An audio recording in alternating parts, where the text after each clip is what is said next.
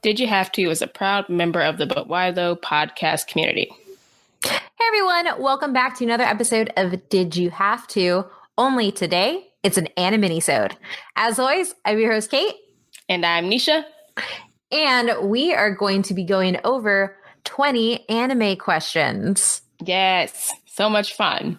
And I think we have to start off by saying, holy crap, thanks, guys. I didn't think that our anime question thread was going to go off, but it did.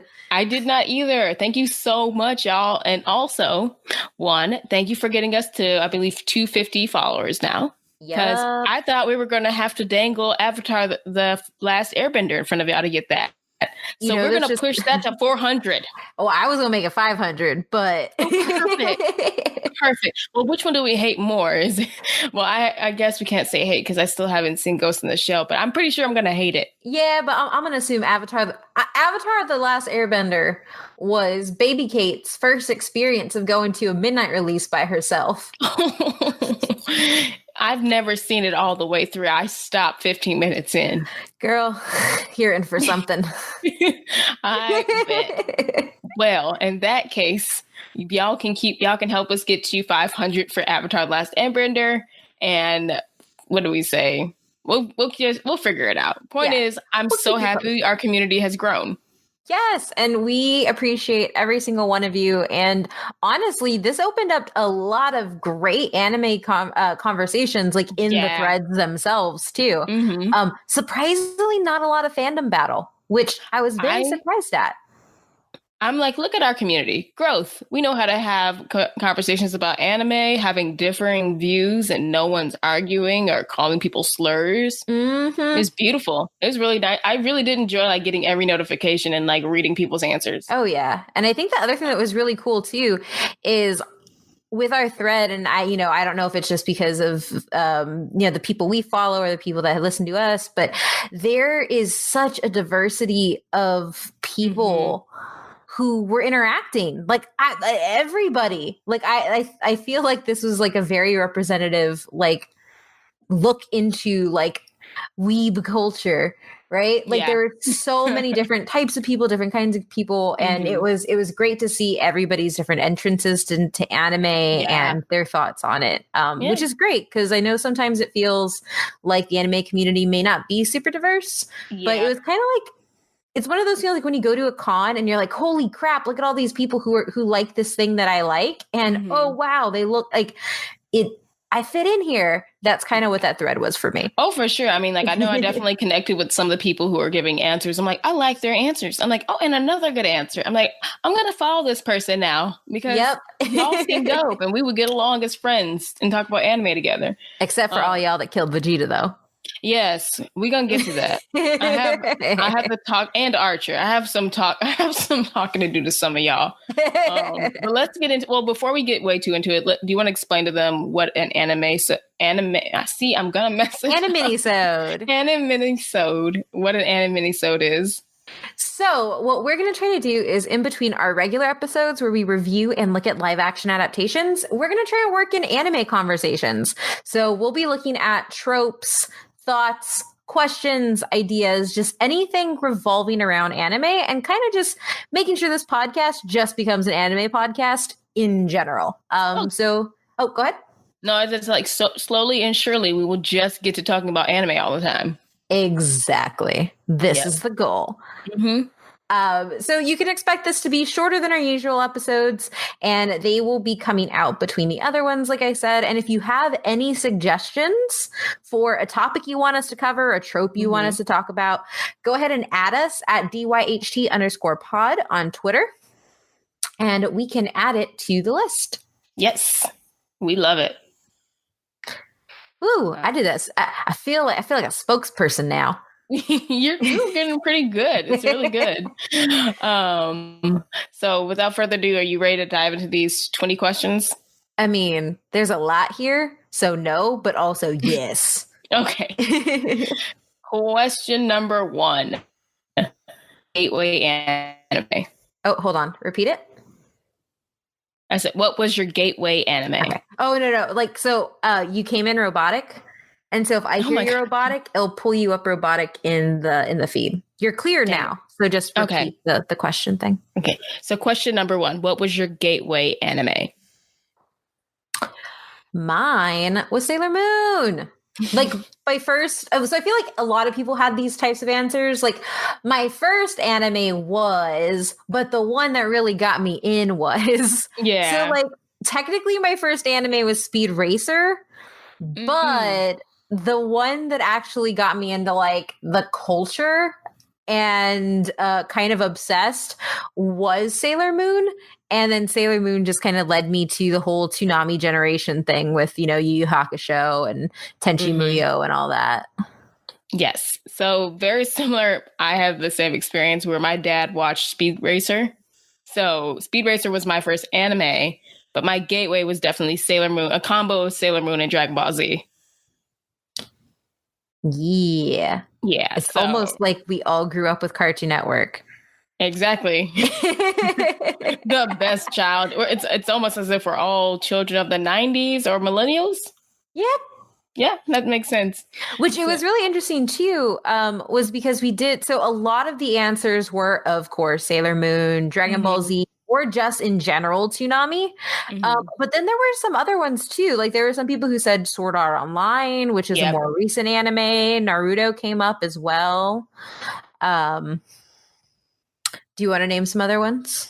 Oh, yeah. So I saw some people say Fate Stay Night was their first one. That's a hard one to come into. I know. But I mean, like, I guess if they were just like dipping their toe into the water and then they really just splurged in there. They really got wet. But then there's ones where I thought were interesting. Some of the more emotional ones, like, Hayao Miyazaki. A lot of people said Spirited Away or Grave of the Fireflies, Akira. Like those kind of things. But I think the people who gave more recent ones, I was really impressed. I'm like, oh, so like you're kind of still new to anime. Like, I think that's really impressive. Like, oh, you were willing to give a show like Sword Art Online.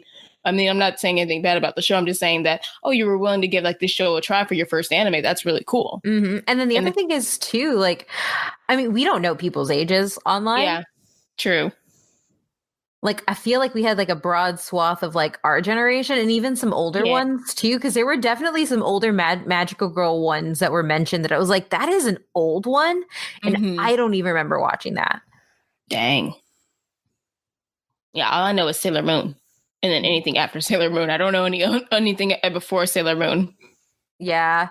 I think, I mean, I know some, I just have a really hard time with the style of anime from like the early, like from the 80s. Yeah. It looks funny. It does. Anything that's anything that's older than like, I'd say Yu Yu Hakusho. Yeah. It's like, I get that area of like, oh, my eyes, I can't do it. But then like, I also watch Lupin the Third because I'm trash. So, and on that note, let's get to number 2 before we dive into how trash I am. Oh, and Pokemon. That was another one. That was another big one. Yes, for sure. So question number 2, what anime would make a good video game? You go first. Okay, Fate Stay Night, but also... But I say that real quickly because they already have a Fate Stay that started off as a video game, but I would really like to see it like more built out, more RPG, more world building, and not like you're playing like a Pokemon version where you just throw out your servant and then you tell them what the attacks do. I want it to be interchanged between the servant and the master. So gameplay action. But my real one is I want a magical girl, specifically Sailor Moon RPG open world fantasy video game like Kingdom Hearts, but you get to pick each character and you get to go around their story arcs. You get to play all of the Sailor Scouts. That's really cool. All of them. So you have so much content. I like that. Yes. And then you can have them play. All of them can be lined up with their storylines. So you can play as Ami, and you can like go through her task, but then like you're seeing it from the perspective of Ami, but then you can switch to Serena. Damn it, I did that wrong. Usagi. See what dubs do to you? Hey. As children of the 90s, I have a hard time watching the old ones in the Japanese with the English sub because I'm like, that's That's not his voice. Isn't it the Canadian dub where she's like a valley girl? Yes. It's that one. That's my first voice in my brain. It's so weird, but now I've just been rewatching the Hulu one, and that has been fixing me. Yeah, I mean, I will say this too, like and this again, we need to do a Sailor Moon episode. The Sailor Moon crystal voices are really good. Yeah. And it's just animated so beautifully. Man, I definitely, do you want it to be open? So you said you want them to play with their storylines, right? So it wouldn't be open world? It'd be open world, and I want them to play with their storylines, but then I also want downloadable content. Ooh. I want a lot, basically. At first, I thought I just wanted a magical girl fighting game, but no, that would just be limited because there's 12 of them total, random ones thrown in. So, that's not enough. That was actually what was in my head. Was I wanted a magical girl fighting game. They can do that too. I want that too, but to add the added element of the storylines, in the open world, I want everything basically in this game. I want it to be like Jump Force, but Sailor Moon. Okay, yeah. So I just want a pure I want a competitive magical girl fighter. Yes. That's what I want. I want that shit to be played on esports at Evo with Guard Captor Sakura going after Chibiusa or something. I think that would be really, really you're really opening it up. You're really opening up to all the magical girls. All the magical girls. Every single magical girl. Oh my God. I want every single magical girl in existence, even every single one with all their powers. We're not going to all their powers. Okay, I want them to do their super moves. I want I want it to be Dragon Ball Fighter Z or Dragon Ball Fighters. Don't at me. People say it different ways. No, it's Fighter Z, right? Move on. I want it that level of competitive play, but a magical girl fighter. I would so one, you would get all the because women make up 40% of all video game sales, just so you know. And so you'll get us, but then they're really cute girls. So you'll also get guys who want to come play them. So you're hitting all markets. This is really where it needs to go, guys. Exactly. It really does. Also, please, someone hear us and make these damn game, because there hasn't been a Sailor Moon game in years. And I don't mean a mobile game. I mean a console game. Yep. The Switch is thriving. Now is the time. Oh, I don't have one yet. Okay, we'll make it on Xbox also for Kate. Yes, but just for me. Make it on Switch, because and they just made My Hero Academia. That's a perfect example. It could work. Okay, we could do this. So, on that note, my other one is that I want a My Hero Academia game, but not a fighter. I want it to be where you create your own hero, and then you have to go through all the training and exams and pretty much live out the arcs. But you're your own hero in 1A, and they just adapt it to whatever you've chosen your quirk to be and stuff like that. Love it. And so fully immersive RPG running along with the storyline, because the anime is going to be catching up with the manga and everything like that. You have tons of downloadable content. So release the first 3 arcs and then go into the next one. Cool. And let us romance. Yes. So dating. Full on RPG. But not the weird romance. It's just the cute little age appropriate romances. Yes. No. No. I mean, and we say that specifically because some of y'all will pair them together and it's an adult, and y'all know you will. Someone's gonna pair Aizawa with one of the girl students. Y'all need to stop that now. Yeah, please. We do not condone. We do not condone of this. Or we could flip this, and you have to play as one of the teachers at My Hero Academia at UA, trying to control all these terrible students. So this can go either way. Yes, this is all we need in the world. Oh, yay. So then this is a great transition to the next question. Also, I found out that I may have mislabeled, or that we are actually doing 19 questions. Because the next one is question number 4, not question number 3. Nisha, you had one job. I know. I'll come up with one more question at the end. Good. My creativity brain is not working today. It's okay. It's fine. So question technically number 3/4. Just say 4. 4. We'll insert 3 later. Yeah. What game would make a good anime? Ooh. Borderlands. From Gearbox. Okay. Borderlands is actually one of my favorite sandbox games. I think it would make a phenomenal, like, post-apocalyptic, where you follow. I say Lilith because she's my favorite, but you can really follow any of them or have them all meet, like turn it into a story of them all meeting, and then making it be like that classic shonen / seinen, like team momentum forward. Like they're just like Mad Moxie, Handsome Jack. There are just so many different characters that lend themselves in the absurdity so well to anime that I think it would work. I like that. Yay! I did a good thing, guys. So for me, the easy answer that I want to give is just Kingdom Hearts, because there's just so much damn content. And that was like the most popular answer. But I would actually like a Zelda Breath of the Wild anime. Ooh. It's just so beautiful to play. It's just like, it's the best. And correct me if I'm wrong, there was a Legend of Zelda animated series, right? I think so, like way back when, I think. So it's not that far off to say we deserve an updated, Zelda Breath of the Wild anime.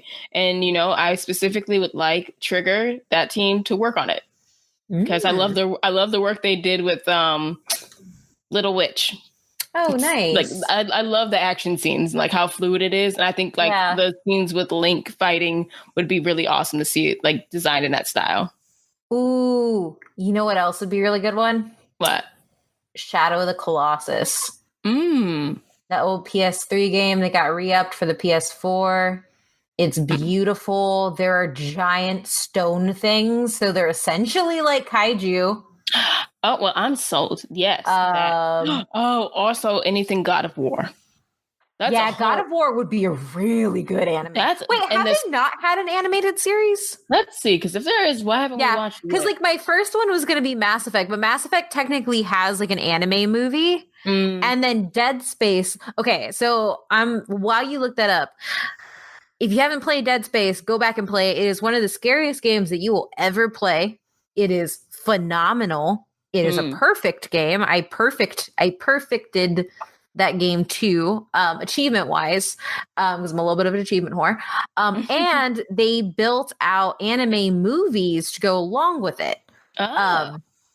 So they're like, I think there's 2, but there's one specifically. It's like Dead Space Aftermath or something. It's really, really good. And it goes deeper into the lore and the story behind the artifacts and everything within the game.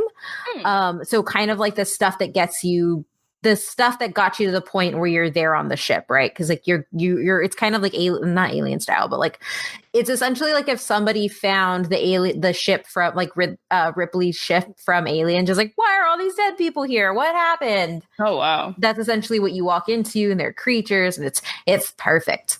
But that it's just a movie, maybe a series of that would be good because I like horror. I like that. Also, to answer the question, no, they have not made a God of War anime series, but I don't see why they shouldn't, because I love Greek mythology. Actually, I love any mythology, but especially Greek mythology, and I would kill for a Greek mythology anime. And anime does great with different mythologies. Awesome job. Just amazing. Boom. So, y'all hire us. Funimation. This is Crunchyroll. This is really just a whole pitch. This is like a reel of ideas for us to just send to like Toei and Funimation and Hayao Miyazaki. Everything. I know you keep saying you're gonna retire, but he's making a movie with his son now. Exactly. We know you're not gonna retire yet, sir. We see you. On to question number 5. What is your favorite thing about anime? Ooh, so I'm going to go with what a lot of people said. One, the animation. Yes. That was probably one of the most popular answers, and it's something that I really agree with. And two, which is kind of a blend, it's the ability of some really, how do I explain this? Anime looks deceptive in a way, right? Yes. Like it seems really sometimes cutesy, or like it seems childish for Americans, right? It seems like it's a kid thing. But then when you like this animation helps add depth to story. And there's what I love about the animation in anime is the ability to show characters transitioning through pieces in their life. So if you look at like some of the like my favorite thing is like time jumps and shonen and stuff, because you get to like grow up with these characters, and as the storyline deepens, usually the animation also deepens with it. And so I really like that. So like there's just a depth of storytelling that I think that gets done in anime, unless you're Bleach. Yeah. Sorry. Just the end. But yeah, like the animation and just like the mode of storytelling, it's not what we have in American stuff, and that's why I love it. Yes. So very similar reason for me too, because I have talked about The Promised Neverland enough times for you people to know what it is. But if you don't, and if you don't, listen to episodes 3, 4, 5, 6, 7, 8, 9, 10, 11. Have I been talking about it for that long? Dude. I'm so sorry. I'm not sorry. Okay, so it's not that long. Like that was hyperbolic, but you definitely talked about it when you're like, I read this manga and now they're making an anime of it. And then it was like, this anime is coming out. And then it was like, I recommend this anime. But then I watched the anime, and then it's just been an ongoing thing ever since. Now we've done it on every episode. Yes, pretty much. Like that should be a part of the drinking game. Will I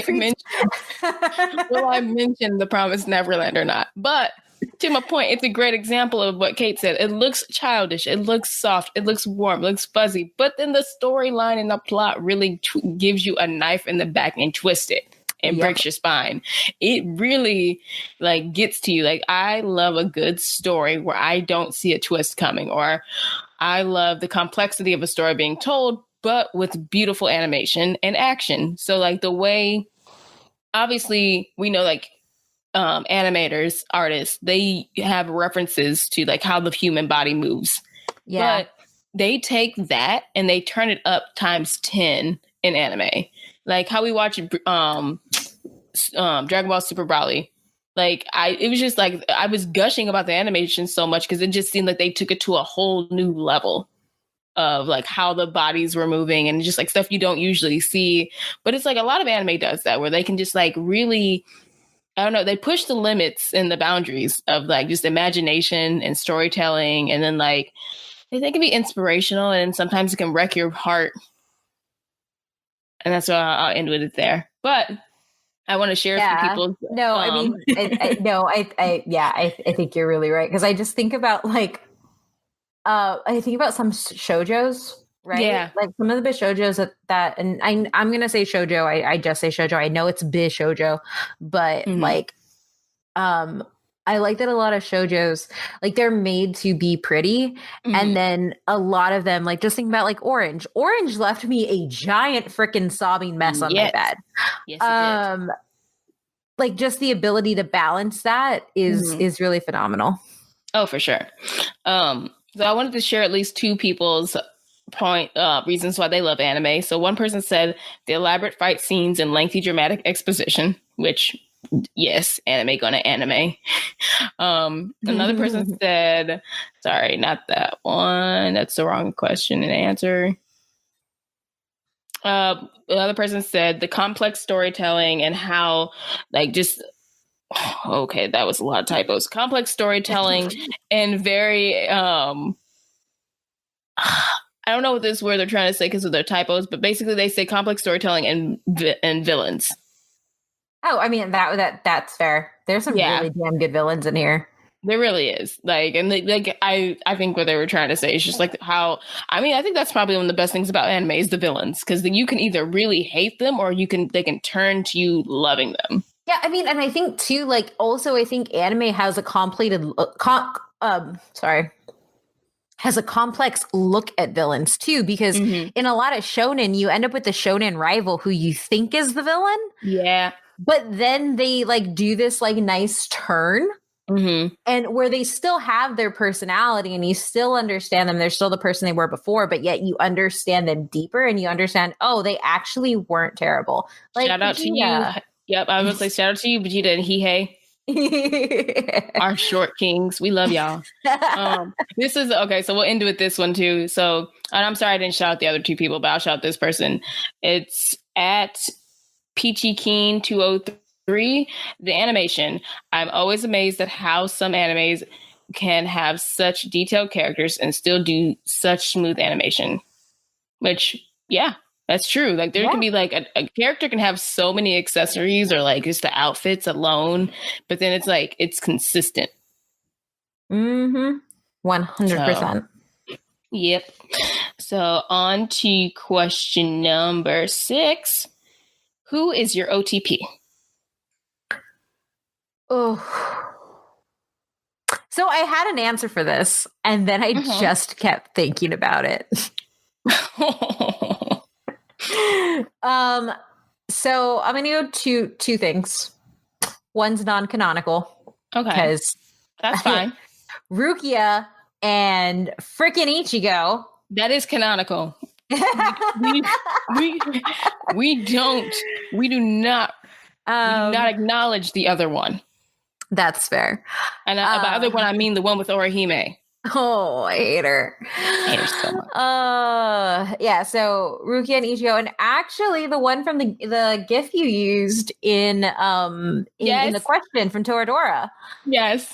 Because I love it. And it had me when the first thing he says to her is like only a dragon can be with a tiger or something in the beginning. And I'm just like, oh, I want somebody to say that to me because I mean all the time. Yes, that is me. We are short girls who just want a tall man who can understand us. That's all. Like, why is that so hard to understand? Oh, it's so good. I love it. It's really good because like Taiga is super, super fierce and she's sure of herself and she goes through a lot, but she's resilient still. And then also just like his care for her. Yes. Is something that like it's great. I love it. So Toradora, go watch it. It's on Crunchy. I think that was actually my first Crunch Time thing too. I believe it was, and I think that's probably one of the best ones ever, honestly, just because it's just so pure. Like, first off, that's one of mine. Like, Taiga and Ryuji are just perfect. One, because it's an anime couple that actually kisses. So completion. Yes, it happens at the end, but yes. No, but that's good enough for me because like most of them, they take forever to just like confess that they like the person, and like that's all we get to see. We have to see you flirt with each other, blush at each other, do all this bullshit for this long.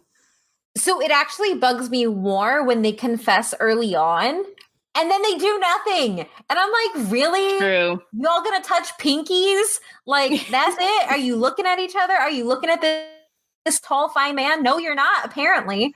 Tall, sorry. Sorry. This is why we're meant to be friends. No, it's accurate. I absolutely hate it. I hate it when there's all this buildup, just building up and building up and building up, and then there's just like nothing. So I don't know if the mic will pick this up, but I'm uncapping my pen to write down shoujo romances as a trope topic for us to talk about in a future episode. Yes, let's do that. So let me see. I don't know if I should share my entire list. Because while I created these questions, y'all knew good and well I was not going to give you one. So I'm going to share my whole list, and we're just going to run through it. Do it. Sorry, I'm going to clear my throat. So we got Vegeta and Bulma. That's never going to change. That's who she belongs with. Taiga, Ryuji, Archer, and Rin. Don't judge me. I don't care. Brawley and Chile. Because, come on. Girl, that's good. I endorse that. Thank you. Al and May, And that's in reference to Full Metal Alchemist Brotherhood. Because they do end up together. Ed and Winry, Tutu and Victor. Damn, I can't remember where that one's from. But it is my thing. Isn't there a show called Tutu? No, not the Princess Tutu. Okay. What the hell is that? That is a typo. I don't know, but I shipped them apparently. We are a scholarly podcast. We are. Ichigo, Rukia, Renji, and Tatsuki, Deku and Uraraka, and Ashido and Kirishima. And that is it. For me. Oh, so, Kagome, actually, Kagome and motherfucking Koga, because Inuyasha was a fuckboy. Sorry, just gonna put that there. That probably should have been my hill to die on, but no, you can make it. You can. That's fine. Listen to me. Listen to me. Linda, listen. Mm-hmm. I love Inuyasha. He is fine. I enjoy him in the beginning, but then he strings Kagome along so much, and he just keeps going back to that stupid Kikyo, and she just keeps saying, I don't want you. Yep. And she's up front with him. I don't want you. And he still keeps going there while Kagome's over here losing her entire life because she's given up time in her world to come back in time for him. And he, it's cute. I kind of ship them, but then Koga comes into the picture. Yeah. And Koga is just devoted to her. He will do whatever she wants. Like a dog. He will die for her. I mean, Inuyasha will too, but he'll do that after he's made sure Kikyo is okay, and then he'll come and save her from the death situation that he put her in because he left her for Kikyo. Yeah. It's taken a lot of contemplation and multiple rewatches of Inuyasha to get to this point. Mm-hmm. But Kagome and Koga, there you go. Yes. I'm not going to fight you on this because I have over the years, while I did love Inuyasha, at one point I realized, he really is a fuckboy. And it's been a lot for me to handle of admitting that. It has. I mean, mind you, a little bit of Kate information, because if you're listening to this in your anime, you've probably read some. I've definitely read some lemon fan fiction with Koga with Inuyasha and Kagome. Yeah. Definitely seen a little doujinshi, some of the harder stuff with Kagome and Inuyasha for a little bit when I was in that phase. Yep. So I came from this very much, they are the OTP. And I think when I watched it as a woman who has gone through relationships and everything, I was like, oh, this is not healthy. Exactly. As you grow and you realize, now that I'm 27, I'm like, that is not a healthy relationship and he's terrible. Why are you giving him so many chances? And then I look at myself, I'm like, oh, that's me. Damn. You can't give the fuckboy multiple chances. That's not the right thing to do. Sorry. Okay, that was off on a tangent. It made me get a little bit heated for a second. No, it's accurate. It's very accurate, and your reason is correct. I do agree with you. And this was also within the last year, guys. This, it's fine. I mean, I feel like when I rewatch Inuyasha, I was like, oh God, he was terrible. But then it's just I still want them to be together, but man, he was terrible. I want human Inuyasha to be with Kagome. That'd be cute. Because that works. He's not stupid when he's human Inuyasha. Not true. Damn, I gotta go rewatch Inuyasha now. It's on Netflix. It is. I think the final act is on Hulu. Yes. All right. Well, this is not an Inuyasha advertisement, but I do have to make one thing clear. So I just want to make this very clear when it comes to Archer and Ren. In my mind, because of fan fiction, it's when Ren is 18. Ah, that makes sense. Okay, I just want to make that very clear. I'm not talking about 16-year-old Ren. I'm talking about her from fan fiction. Her and Archer, she's 18 or older. And that's fine. He's an internal spirit who, it's cool. We don't know what his age is, but we know he's an internal spirit who's always young. Okay. I just feel like I had to say that. No, that's fair. You're fine. I mean, it's also a common fantasy trope, right? The immortal dude with the young-ish woman. Yeah. I mean, Inuyasha is 500 years old. Yeah, Kagome is 15. Yep. But then when you bring in the argument of time travel, Okay, we're gonna go on to the next question. Yeah, just next, because this is if you want more, subscribe to us. And when you get another Ani-minisode, you're probably gonna find some of these things fleshed out. Yes, we will tackle that another day. So, question number 7: who is the best anime dad? Piccolo. Yes, Piccolo. And Mr. Kurosaki and Dr. Kurosaki. Okay, so I'm gonna go Piccolo. Hold on, I gotta look up his name real quick. Give me a second. No problem.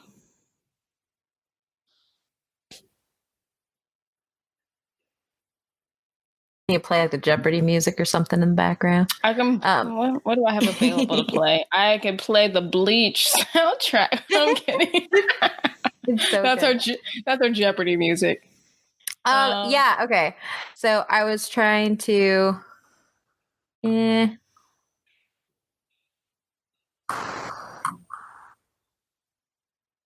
Oh, also Vegeta is an honorable mention for. He's an honorable mention, but only for one of his kids, not for Trunks. He doesn't care about Trunks. I mean, and yeah, he cares enough to sacrifice his body for his son. You know? Yeah, exactly. But like, I mean, Goku had Piccolo step in and sacrifice his body for his son. True. Goku wasn't the one that went up there. Piccolo was. That's still just such a touching scene. It is. I mean, but if Dragon Ball, if the Broly movie taught us anything, is that Saiyan dads are not the best dads. Yeah. Like Bardock, yes. He gets honorable mention. But when you look at all the other fathers, you're just like, oh, okay, this explains so much. Like, where are the mothers? Yeah, pretty much. Where is everybody? They're always dead or absent. They are always dead and absent because where the hell was Vegeta's mom? Yep. Okay, so this may be a little bit of a controversial pick. I don't know. Light Yagami's dad, Soichiro Yagami. That's not controversial. Okay. No, he was a good dad. Okay. Well, I figured just because Light was killing people. Because he was. Oh, well, no, that's not his dad's fault. Yeah, no. His dad did everything. Right. His dad was a working father, a devoted family man who was willing to die to prove his son's innocence because he trusted him that much. Right. It's not his fault that his son was a sociopath.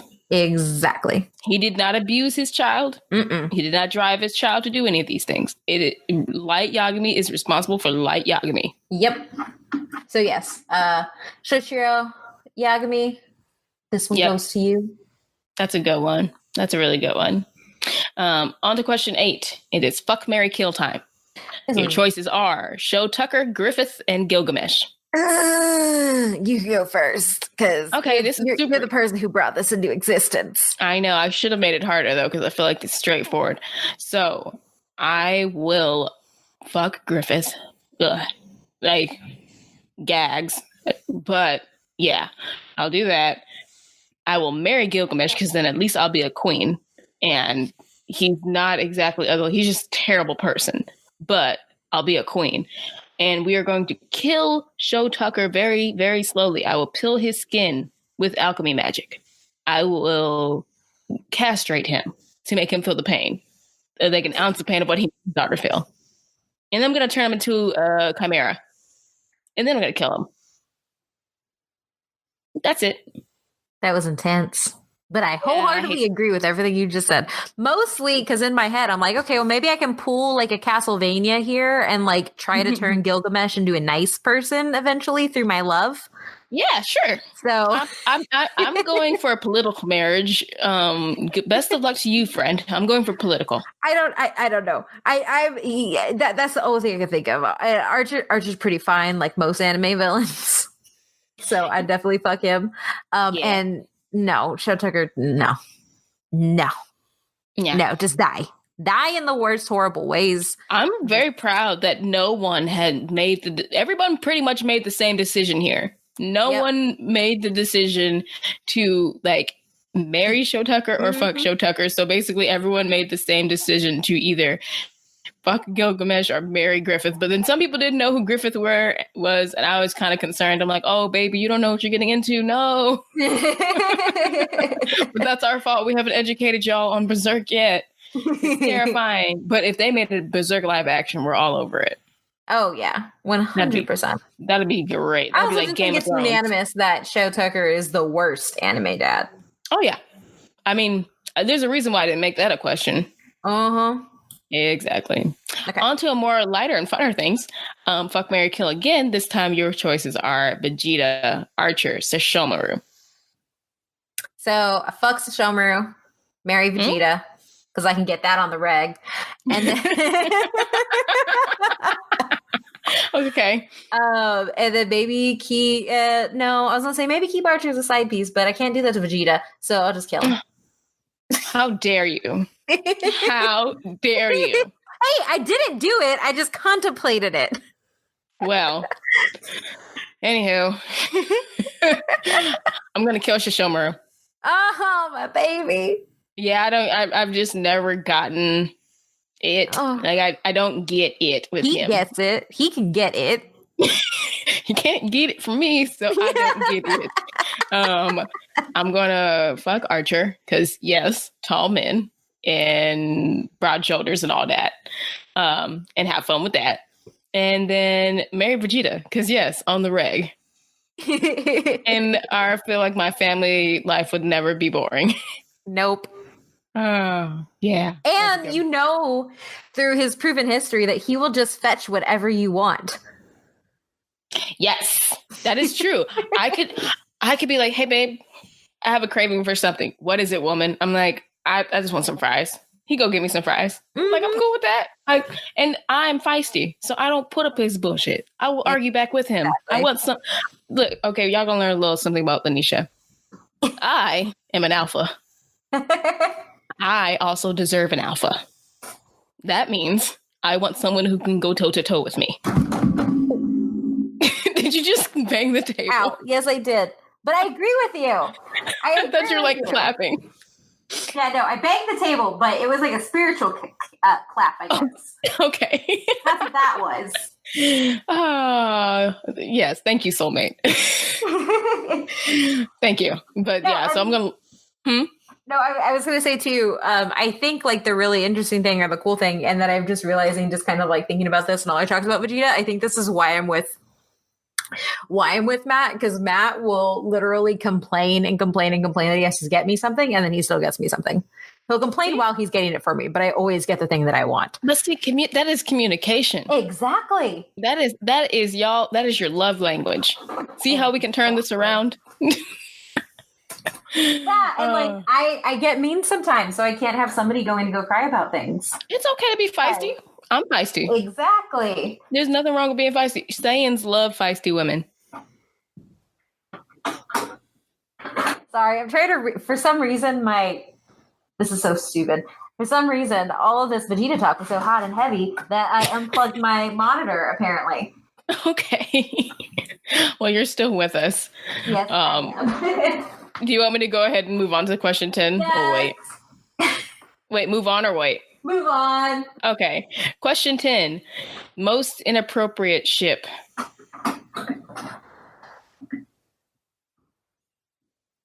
Sorry.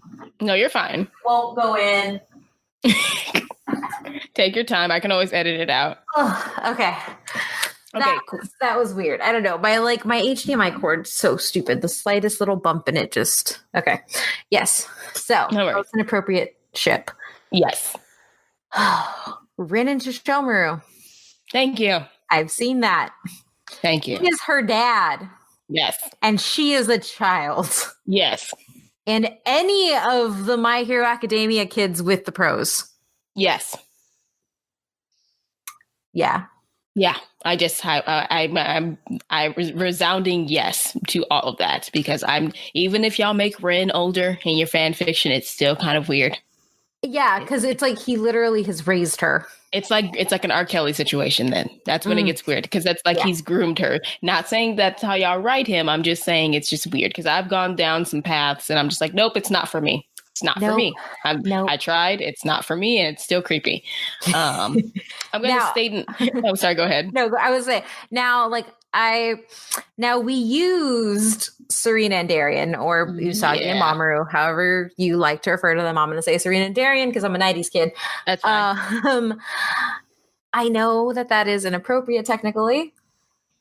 However, this is my reasoning because it was formative for me. It's okay. Go ahead. Say what you're going to say. Say your word. Appropriate in Japan. It's not here. And you're going to learn a little bit something about Kate. I have dated somebody in my past that was 10 years older than me. I was over 21 at the time. That's fine. So it was fine. But he was no problem. 12 years older than me. So maybe Sailor Moon gave me an older person complex. I don't know. Matt's 4 years older than me now. That's reasonable. But so I can't say that that's by an appropriate one, but I see the argument, and it's really weird watching it back, especially in Sailor Moon Crystal, because he was so much older in that version, and I'm like, ooh, okay, this is a little icky. Yep. But then I'm just like, but formative anime romance. He's also useless. True. He is useless. He's very much. But on that note, Chibiusa and Darien. Yeah. That is extremely inappropriate. Who does that? Where they do that? People do. They ship a Wicked Lady with him. No. Yeah. Nope. Mm-mm. And honestly, because in the anime too, like she wants Darien all to herself, whatever, and like that's like a little she's being exactly, a it's like a little kid thing, right? Yeah, but fanfics, yeah, people ship them, and then it's weird. I get like Wicked Lady, she's older, but she's still technically Chibiusa in that mind, so it's just no, whole bunch of no. And even if she was older, that's still his daughter. Yeah, that's completely wrong. It's just not. Yeah. It's not right. For me, yeah. Chibi, that's now that I know that's actually a thing people ship, hell yeah, that's the most inappropriate one I've heard. But also anything brother sister. Just gonna put blanket statement. Yeah, that's anything where there is a sister complex or a brother complex. And that's fair. I kind of want to throw in a cousin complex, but I feel like that's also no, I can't do that because I know in some storylines it's kind of like, oh, they aren't really cousins, or too, and then it also gets really culturally weird. Yeah, I was about to say because culturally, a lot of the times, like cousins aren't seen as holding the same weight as which is true. I mean, I'm not gonna discredit that whole thing because I'm not gonna discredit like a cultural thing, but it's more like from our American Western for our American sensibilities. That's what all this is done from. So yeah, that's the disclaimer. Yes. Mm-hmm. But yeah, anything usually that like definitely has like a teenager with a 24-year-old is just wrong. I'm not saying there's a specific example out there. I'm just throwing that out there. But definitely when it's like teacher student, no. Yeah. It doesn't matter how many flowers and bubbles you draw around them. It's still wrong. It's still weird. Yeah. It's still wrong. Don't do that shit. It's gross. Okay. Because, and I've seen y'all, you All Might and Deku shippers, cut it out. Oh. Cut it out. No, I kid you not. All of you people who killed Vegeta, stop it. And also stop this too. Yes, please. Just cut it out. So on to number 11. Biggest anime pet peeve. So we got a lot of people saying fan service. Yep. Which if you, I assume if you're into anime and you're listening to this, you know what fan service means in regards to this. But if you don't, fan service is a trope in anime where it's a lot of nudity a lot of the time. Mm-hmm. Big boobies for no reason. Yep. Underpants shots. But also in that vein, boy love. That's also a thing that's fan service. Really? Yeah, unless it's a genre. So when it's not done in genre, it's fan service. When it's done in genre, it's not, right? So it's kind of like ecchi. Like ecchi isn't fan service because that's just what ecchi is. Yeah, gotcha. And boy love isn't fan service because that's just what it is in its genre. But when it comes into like shonen shows, because this is where it happens most of the time, then it becomes fan service. Does that make sense? I think so. So Yuri on Ice isn't fan service. Yes. Okay. Yeah. But then what's an example of it being fan service when it's like... actually, good example. What's a koi? Oh, okay. Yeah. Thank you. I'm so much smarter now for that. Yeah. I mean, it's yeah. But I have to give a shout out to Get in the Robot, which is a YouTube channel all about anime that you should go follow and watch, because I watched their video on fan service, so it kind of like helped break that down for me. Interesting. Yeah. But so I was gonna say that, but I've also just got into this place too over time. It still bugs me when there are a lot of boobies. But then at the same time, I'm also like, I know that American culture is a lot more, I don't want to say prudish because that sounds bad, but like there's like what we find as crossing the line here isn't necessarily the same there. Mm-hmm. So I feel like, and I also just feel like I've been desensitized to it. True. Like I watched like High School of the Dead, and I didn't even realize it was super fan service because I was just like, oh, I'm just so into the story. It was such a good anime. Yeah. Like I'm just so into the story and the action. I'm not even paying attention to the girl who's naked in an apron. Yeah, like so many panty shots, but it was also a really good story. Yeah, it really was. But I'm like, yeah, that's a prime example of fan service. Yeah, and I think it depends on how it's done, right? Because then you end up with stuff like in Naruto where they completely trash Tsunade as a character and a mentor because she's completely fan servicey and she's the only one that looks like that. Yeah, true. So long as you're not doing a disservice to the character, or what's her name in One Piece? Nani? Yeah. Is that her name? I think that's her name. And then same with like Fujiko. Okay. Like they, like they have their clothes ripped away and they do these things, but they're still badasses, or even like Kill la Kill. Yeah. So yeah, that makes sense. But I guess, so that was all telling you about what I thought was my worst one and how I got to it not be my worst thing. But no, so my worst thing in anime is filler. Filler. I can see that. It burns me out. It's why I'm probably never going to finish Bleach. Same. Very much same. And One Piece. I do actually, my challenge for 2019 and 2020 is to finish One Piece, so we shall see. But for me, my biggest pet peeve, so I don't like, how should I say this? So one, filler is definitely one I really, really don't like. But like, I'm talking about bad filler that doesn't need to belong there at all. Yeah. I like a little slice of life, like learning more about a character if it doesn't have to do with the plot overall. Like the Piccolo and Goku learn how to drive, like that's funny and it's fun to watch, but that's cool. But like truthfully, I don't like the sexualization of underage characters. Yeah, like, that's my biggest pet peeve. It's one thing to draw a character who is cute. It is one thing to create a cute character. It's one thing to draw them in cute clothes. It's a whole other thing to sexualize them. And I think like there's a line. There's cute, and then there's when you're sexualizing a 12-year-old girl in an anime.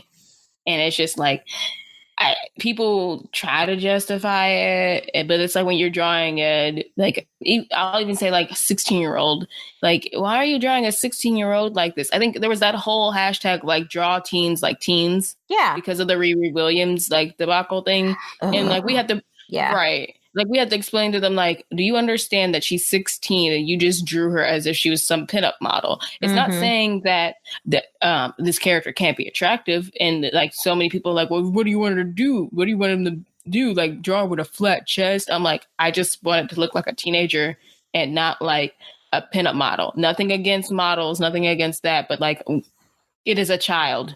Yeah. Let them be children. Like stop and then just like stop over sexualizing them. Yeah. So, on a serious tone. So on to the next one. Number 12. Oh, it's going to get more serious. Saddest anime moment. Oh God. And you used the Shao Tucker moment. So yes, it did. Nina Tucker. She deserved at least that. Yeah. So that I'm sorry, I'm laughing because I remember I'll share it. There's a person who does anime sketches. She's hilarious. I will find her and we will link it in the show notes. But she does this scene Oh, it's funny, but it's sad. I found a picture of somebody who dressed up like this in a con. And nobody around me at work could understand what was happening until like the guy who sits behind me, who's my friend, he was like, "Oh my God, who would do that?" And I was like, "Thank you for understanding." Yeah, that is a bit that's a bit much. I would never. But nope. Was it you who told me the joke of like, it'd be funny if someone dressed up as a dog and someone just was needed and did the fusing? I said that to you. Yep. Yep. I said that to you because I'm a horrible person. A horribly hilarious person. It's hilarious. So for me, I would say, in Orange, I guess it's not a spoiler because you find it out in the beginning. It's like the plot is to save one of the guys from killing himself. Mm-hmm. It's fucking depressing because there's a moment where you think that they don't fix it, and that Orange touches me in a way. One, because I've dealt with that personally on like a me level, but also because I've lost a friend to that. And so Orange is like some of the saddest stuff, but it ends happily. So that's good. But on pure sad moments, both of them are in Full Metal Alchemist. Nina and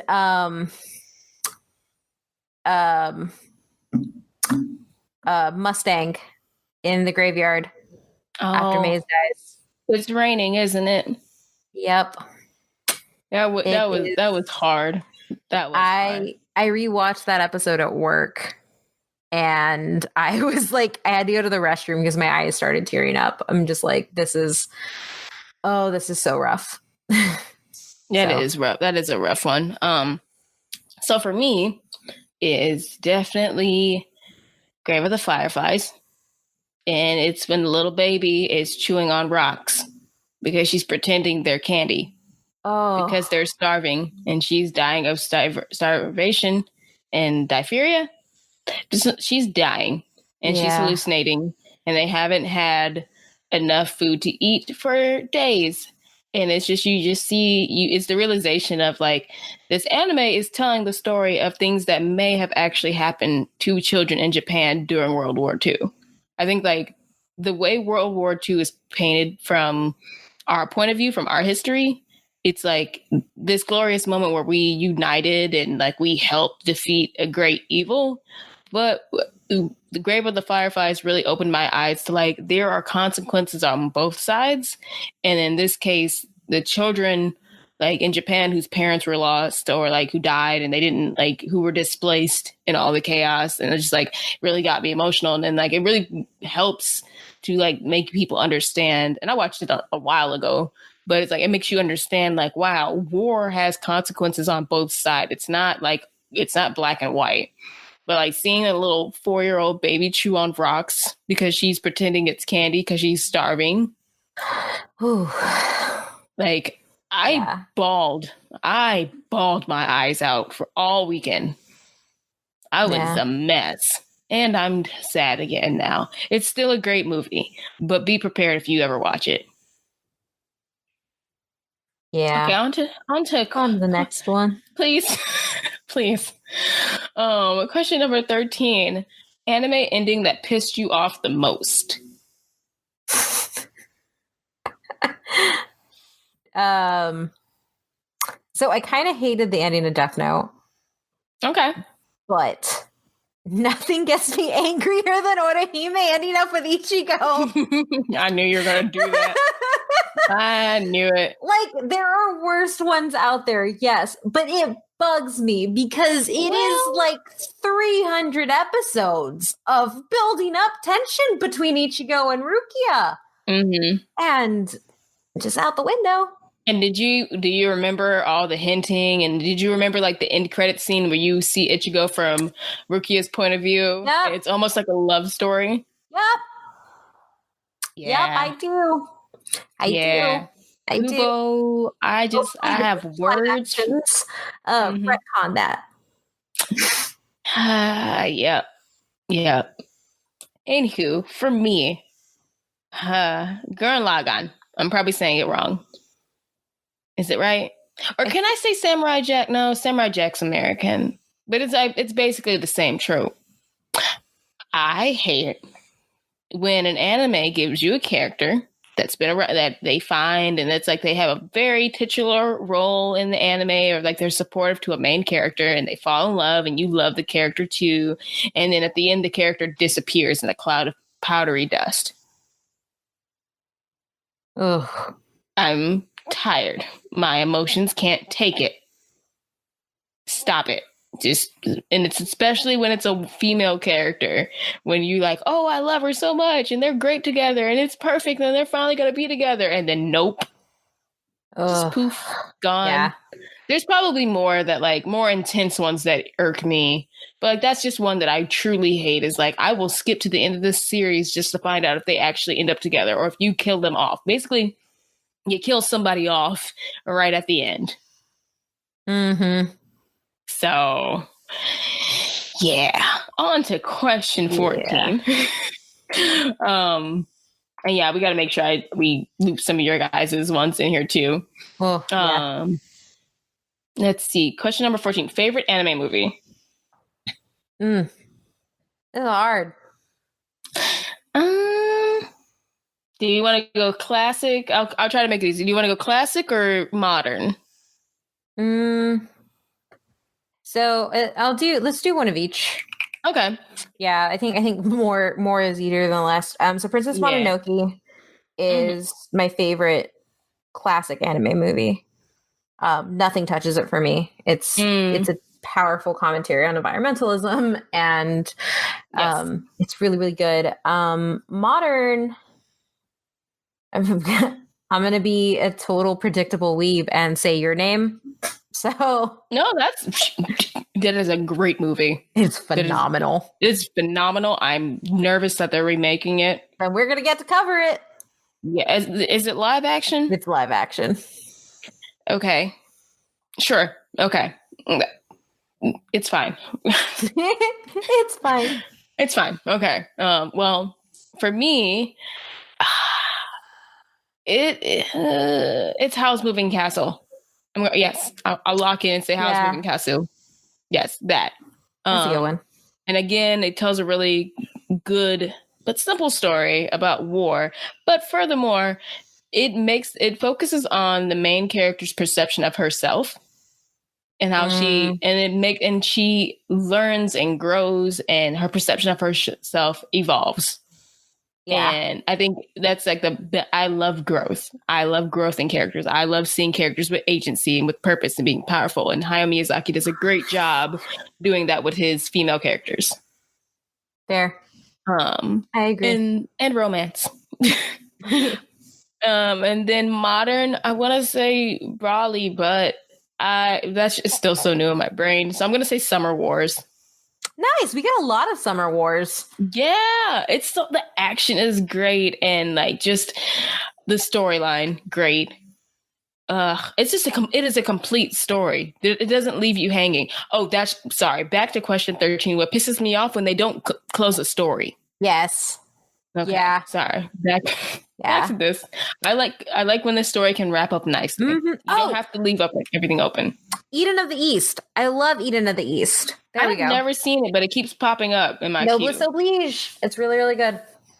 Really good. Okay. I like. Oh, let me see. Also, this is totally not an Ani-minisode anymore. It is not. We're so sorry, but we're gonna get through, guys. Next time it'll be short. I promise. Yes. So at Simply Chopay, she said Wolf Children, which it is on my list to watch.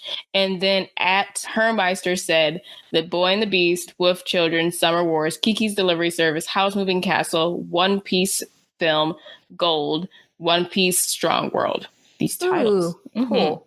Yes. I love Kiki's. I do too. It's so pure.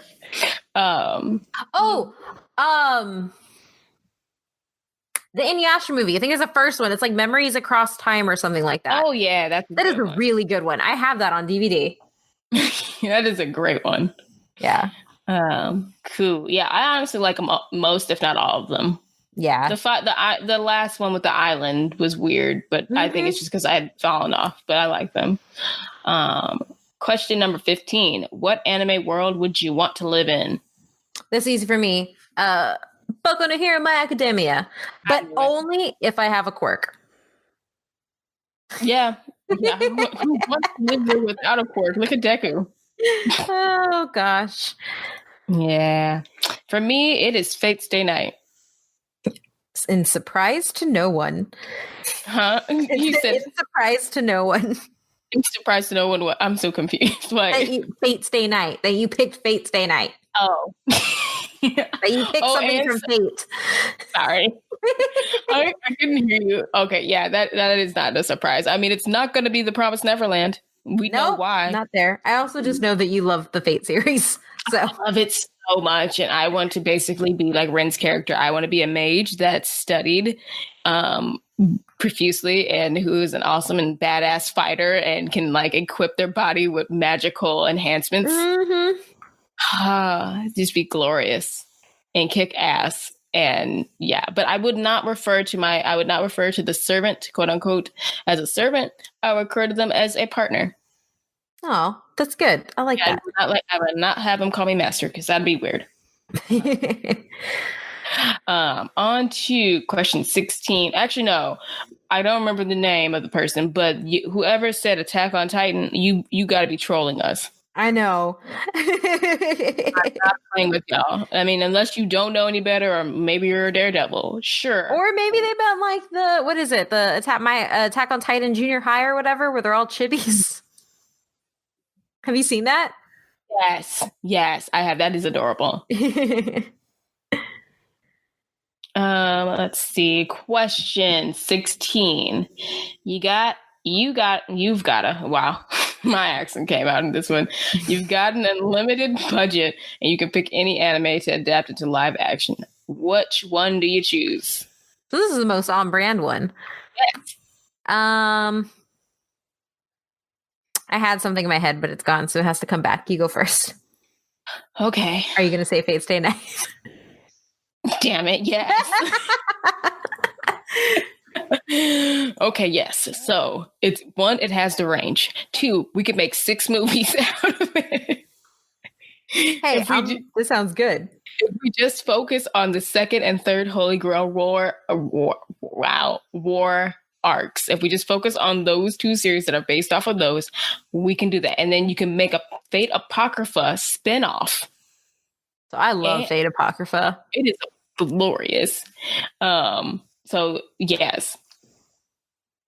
I'm just trying. There's so much because, like, okay, if we can make Harry Potter, why can't we make Fate Stay Night? Fair. Basically Harry Potter, and it's like if Harry Potter and Full Metal Alchemist had a baby. Oh wow, that's actually a really good description. It's exactly what it is. That is exactly what it is. All we need is for y'all to make it and make it right, and spend all the money on the special effects that you need to. I will give. That's why there's an unlimited budget. I want Dean Fujioka as Archer. Ooh. That's all I ask. That is all I want. And I want the woman who played Fujiko in the Lupin live action to play. No, I can't have her play Rin. Damn it. I remember when we did, I had an idea for a fan casting episode. I had this all worked out. Know what? Why not? I'll make her Rin because I can pair them together because then I'll just make them older. There we go. That's my movie. I'll make it take place older. Or not, I'm kidding, because it's perfect as it is. So yeah. Kate, what about you? So I would actually make Princess Mononoke. Hold on. Sorry, the message. I would have Princess Mononoke live action. Okay, yes. Don't have the people who would play them. That's fine. But I have a director duo. So first, Hideo Kojima. Because it is so ingrained in Japanese culture that, Hideo Kojima he's amazing and I love everything he does. And his next game is going to be beautiful. And because of his next game and the team up with my favorite director of all time, Guillermo del Toro, I want Guillermo del Toro and Hideo Kojima to make Princess Mononoke live action. And the reason I want Guillermo is because of all the creature designs to get done in the movie. because he would knock it all out the park. I like it. Yep. Also, sorry, if I know Hayao Miyazaki, since you said that, that made me want this one. I would love Spirited Away to be a live action adaptation. Yeah. Just for all the visuals that I get to see in live action, but we know that Hayao Miyazaki is probably against that. I feel it in my core that he would never allow any of his movies to be made in live action unless he could have complete control. Exactly. And he doesn't do sequels. And he doesn't do sequels. So I feel like that's just like, that's lumped in there where if he doesn't do sequels, he doesn't do live action. So we'll never get it. I think. So perfect, sadly. Though. But I do think Prince Mononoke would be great. Perfect. But, and then I actually, I don't know why I made a fart noise. I think I actually want... Oh, you're going to laugh here. I don't know how they would do it at all. But I started watching Darlin' and the Franks. Oh. And I just want to see live action builds of the mechs.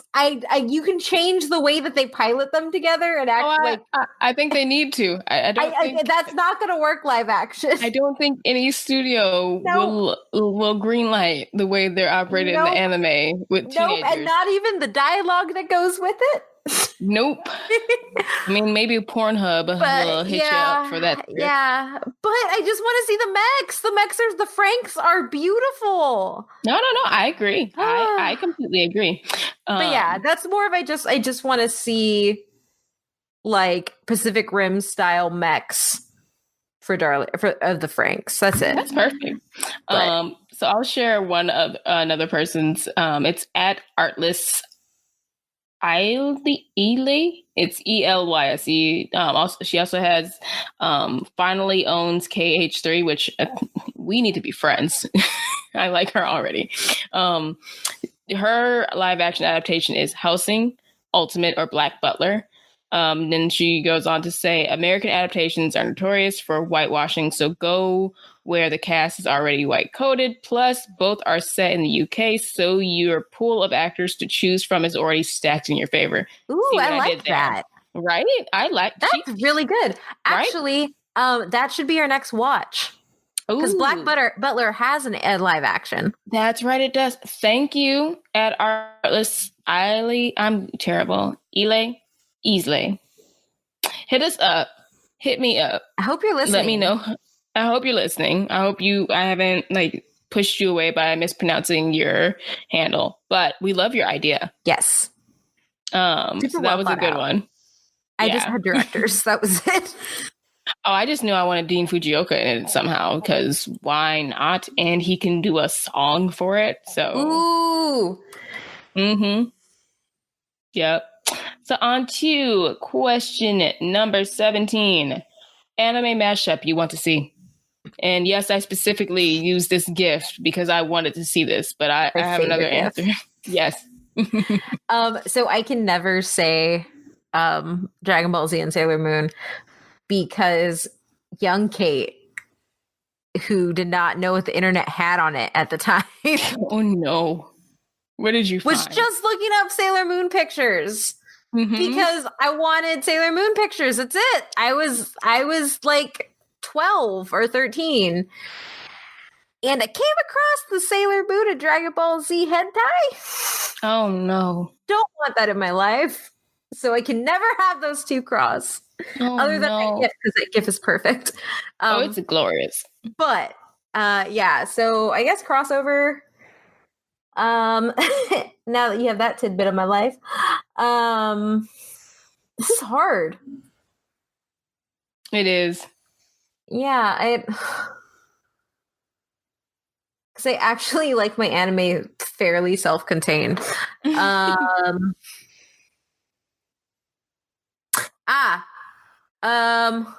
Metal Alchemist and Attack on Titan. Okay. Yes. Yeah. Oh, that would be really good to see the fights and the story. Oh, yep. Somebody write the fan fiction. Not me. And they're both already European based. So I like it. I like it. So I'll share this person's and then I'll share mine. They say Revolutionary Girl Utena and Puella Magi Madoka Magica. No one, and then they say no one's sanity or feelings are safe for me. I'm like, great. Yes, I agree with this and I approve this message. But yes, that would be amazing to see. So yes, this is also kind of hard for me because I just want something that's high action, but also with a good, slightly dark story. So I want to see, I just had it in my brain. It is the latest one on Netflix with Dracula. Castlevania. Thank you. Oh, I was going to say Helsing. That's not what I need to say.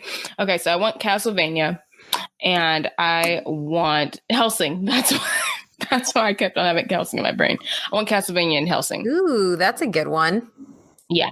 I would prefer if it's all of the animation is done in the style of Castlevania, though. Castlevania is beautiful. It is beautifully done. I love all the characters. Trevor is mine. And Silpha is just a badass. And yep. Season 2, just chef's kiss. Just beautiful. Yeah, so that for sure. Then we go on to question 18. What anime character do you want to be best friends with? Ooh.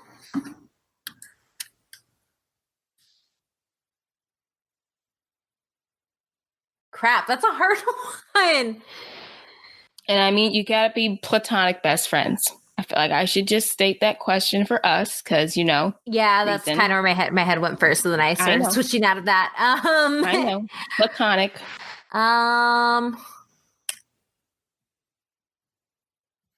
Crap. I'm really good at questions, y'all. I know. Songo from Inuyasha. Okay.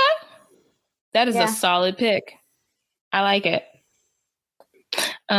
For me, what did I say? I want Rukia, but also Bulma. Oh yeah. I definitely want Bulma too. That's good. Right? Like I want a lifelong friend that wants to go on adventures and wants to go explore things and like I'm talking about like I would like to have been friends with her like when we were kids. Yeah. Like that would have been nice. That sounds good. But I like that. Dope. Yes. I'm trying to pull up some. I know some people said Aladdin from Magi. Sorry, Twitter is difficult to track down y'all answers. I apologize. I tried to have it as organized as possible. And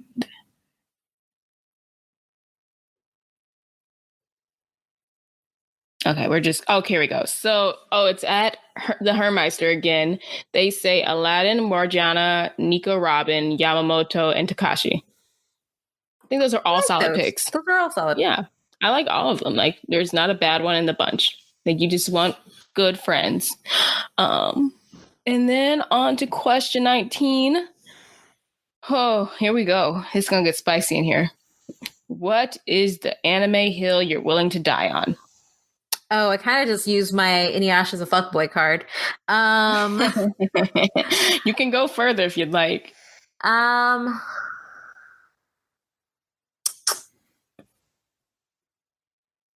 You can go first. Okay, well, yeah, I already put mine out there, but I'm just gonna say it. The ending of Bleach is a lie. Orihime's emotions and her powers mixed together because she could not handle that her and Ichigo weren't together. So that caused her to alter space, time, and reality so that her and Ichigo were married and had a child. And that Renji and Rukia ended up together because she could not handle it. Because Orihime's powers do have that capability where she can just alter things in reality and whatnot. And I refuse to believe that after all that sexual tension and chemistry, that Rukia and Ichigo don't belong together. It is always Ichigo and Rukia, and it will forever be Ichigo and Rukia. I like that hill. Thank you. I'm willing to stand on this hill forever. So actually, I don't know why I didn't go to this first because I wrote an entire article about it on the website. Bakugo is fine. Like, Bakugo is not a villain. Bakugo will never be a villain. Yes. Bakugo is progressing in his Shonen rival status, and All Might and Aizawa both said that it was their fault for believing that Bakugo was stronger than he was because Bakugo acted so strong, and Aizawa and All Might both missed everything, that he was in pain and he needed help because he puts up such a good front. And as teachers, they failed him. They said that. They said those words. And Aizawa felt very bad about it. And All Might felt very bad about it. Bakugo, Kachan, I believe in you. I believe in you. You shouldn't have done that crap to Deku. I won't defend you for that. But at the end of the day, unlike Sasuke and Naruto, he did not willingly go with the villains to get more power. Agreed. Bakugo has a moral compass. And Bakugo, as much as he wants power for power's sake, Bakugo is good. He doesn't want to just be strong. He wants to be All Might. So leave my child alone. I will reprimand him on my own, but you leave him alone.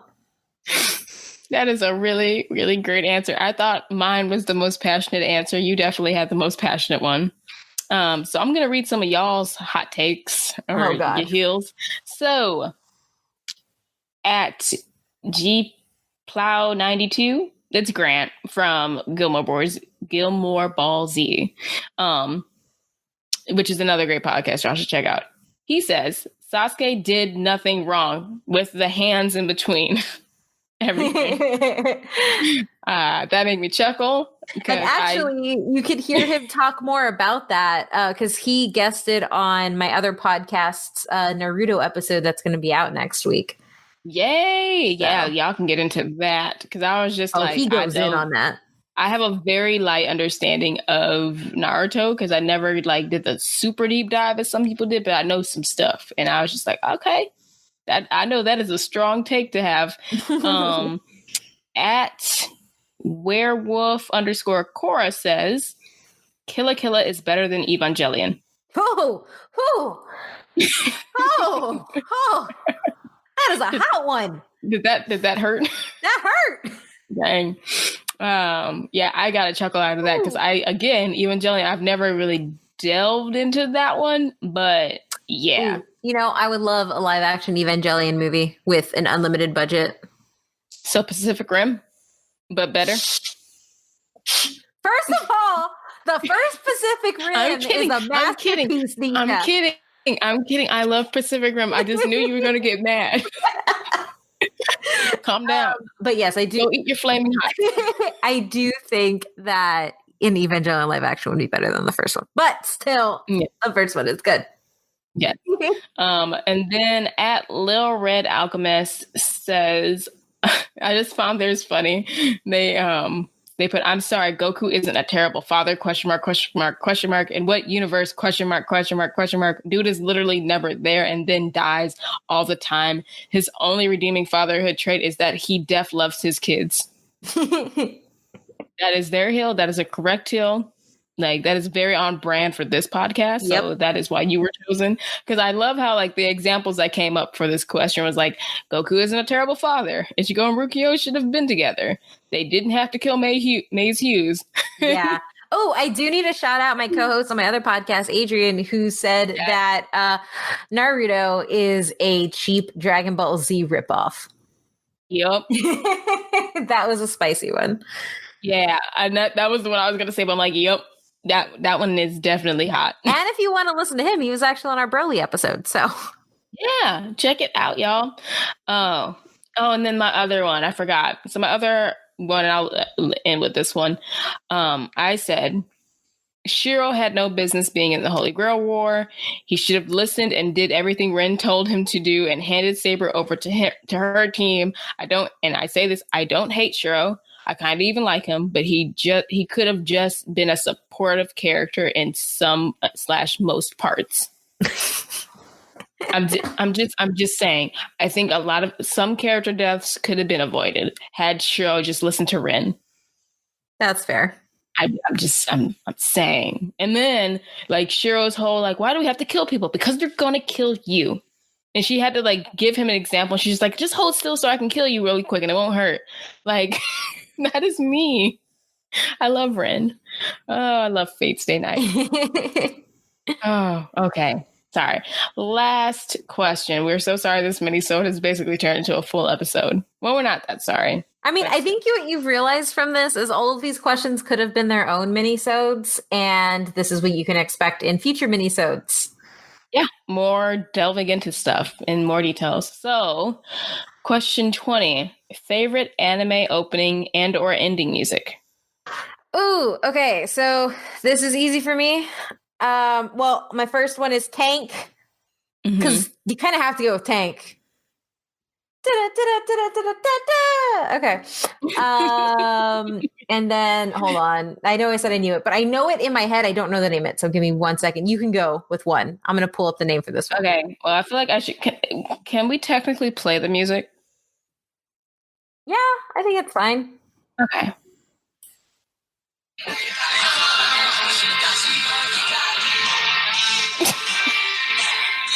Yeah, so it's Bleach. I know all them. No, I know all those. I don't know all the words. I know the intro. I do too, but I'm not gonna sing them because I'm not gonna butcher Japanese lyrics. Oh, I love that song so much. And then also close second is I want to say the first season of Attack on Titan that I really like. Okay. It is scary and intense. So I got two. They're both Full Metal Alchemist, but this is the first one. Oh yes.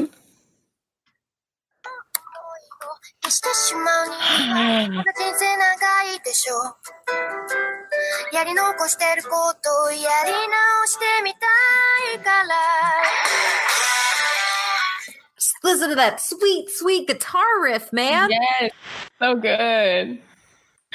Oh. So good. And then what was the other one? I gotta pull it up. Okay.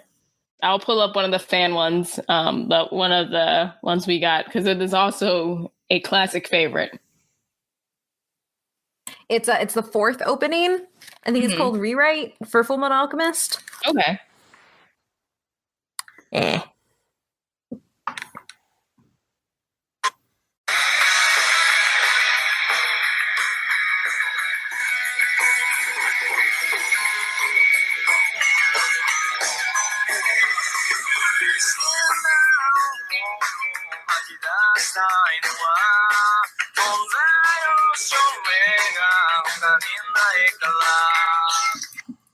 So when I was doing my rewatch, I was like humming this like throughout work, like just walking around the office humming these Full Metal Alchemist songs. So, oh, that's so good. Okay, so I do have one more after this one, but this one is from I believe it was Adrian.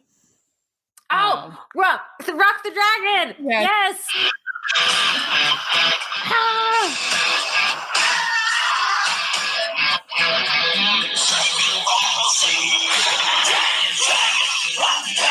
Just 10-year-old me is headbanging. Rock the Dragon. It's so good, and it totally like justifies Gogeta. It does, and then isn't it? And isn't it? I'm not wrong, but Linkin Park did it, or they did a cover of it. They did a cover of it. Yes. Oh, that was that is like peak 90s anime for me. Is like, or I guess 2000s, whatever. That is like, it brings me right back to Toonami afternoons when Dragon Ball Z was coming on. And then one more I have is, oh, that is an ad. We'll ignore it. One more is like a more recent one, from Yuri on Ice.